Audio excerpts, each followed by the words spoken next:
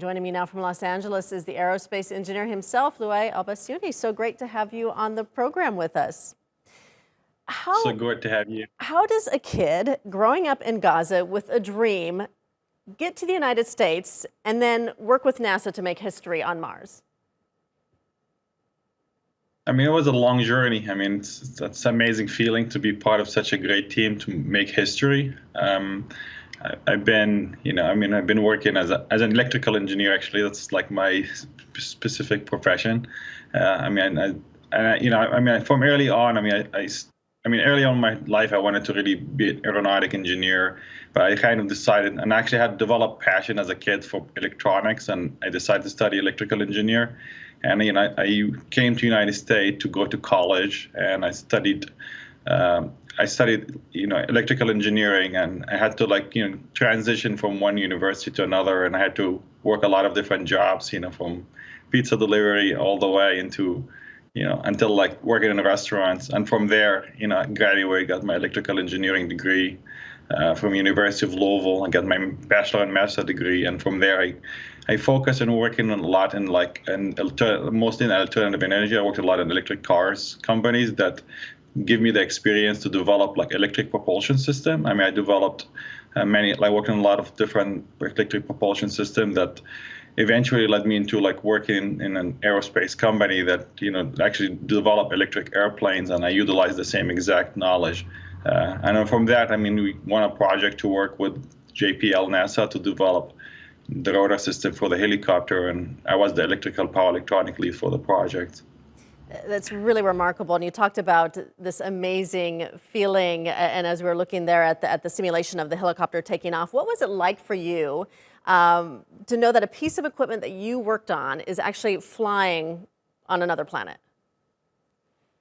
I mean, that's an incredible feeling. Since the first day I worked on the project, it was really, to me, the idea was, this is I worked on a team that's basically worked on a mission impossible. I mean, the idea of flying on Mars is really, it just came out of somebody's dream, and we worked on it. So that's alone. We just made history. This is almost, I feel like the same. I was part of the Wright brother team. And then the fact that an actual piece of hardware I worked on, it just feel amazing. It's almost it feel like a dream that I was able to achieve. It's really remarkable. I know that you haven't been able to visit your family in Gaza in over 20 years, but are people in your hometown following your success?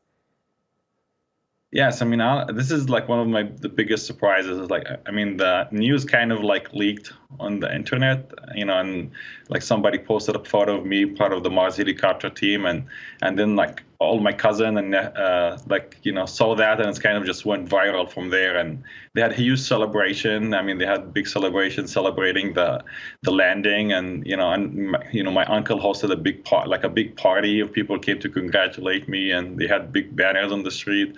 So honestly, I was really surprised. It's I thought probably I wish I was there to party would celebrate with them. I had this celebration over here, but yeah, it's incredible. It's incredible to see Palestinian respect and achievements, scientific achievement that help all humanity. You say it's easier to go to Mars than Gaza. Are you hoping to someday go back to visit your hometown? And if so, what do you hope to see or talk to people about? Yeah, I always wanted to go. I love Gaza. I grew up there. I love the beach. So I really miss that. I miss all my extended family. It's been a really hard time. I haven't really.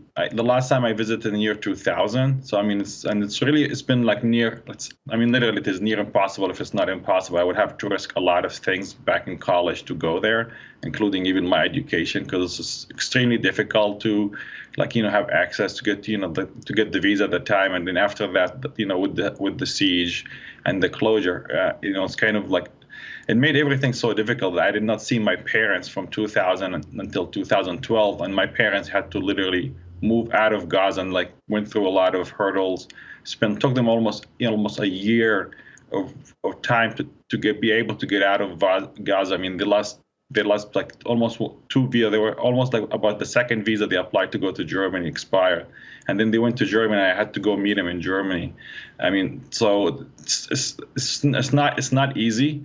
I mean, I hope things, I mean, things would change in terms of like the border open like on a regular basis, that it is predictable. Because I mean, right now you could go in there and you could spend about, you could get stuck between a day to a month to a year. I mean, and you could actually be waiting for a month at the border. I mean, I had instances. I mean, it's really hard to remember everything. When my parents went to visit my brother at Egypt at the time, while he was studying, and they spent about like almost like 2 months at the border just waiting for it to open again. And they're all a couple, so it's like it was really difficult on their health. So I mean that's I mean I hope things would change. I mean this is really difficult. I mean I cannot explain it in like 2 minutes. It's like so it's really hard to imagine what what could happen. I mean.